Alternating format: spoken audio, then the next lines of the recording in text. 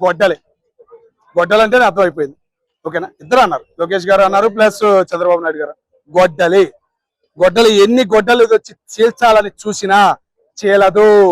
రాజకీయ కుట్ర కాదు, కులాల కుట్ర చేయాలనుకున్నా గాని ఇప్పుడు ఆ రెండు కులాలు కలిసిపోయి ముందుకు సాగుతున్నారు.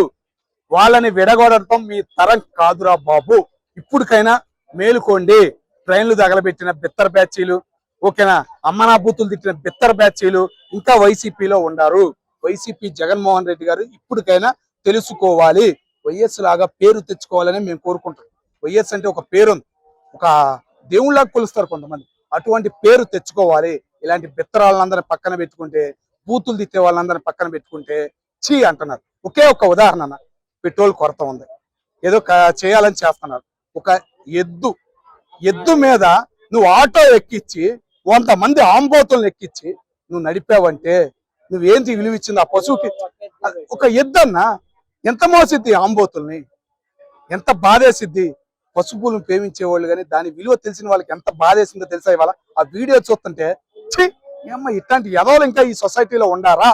ఒక ఆటోని ఎక్కించి, ఆటో ఎంత ఉంటుంది? 2 క్వింటాల పైనే ఉంటుంది. మరి ఈ ఆంబోతులు ఒక 100 క్వింటాల్, దగ్గర దగ్గర 4-5 క్వింటాలు ఉంటారు.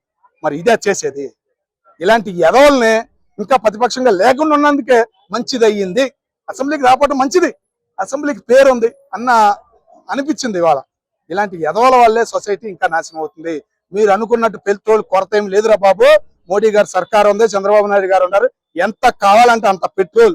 రీసెంట్ గా కంపల్సరిగా పెట్రోల్ అనేది ఉంది.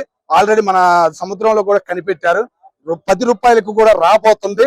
మీరు గ్రహించాలి. మీరు ఇంకా మారకపోతే ప్రతిపక్షం కాదు కదా, మిమ్మల్ని దేకే వాళ్ళు కూడా ఎవరు ఉండరు అనేది మీరు తెలుసుకోవాలి అని మీకు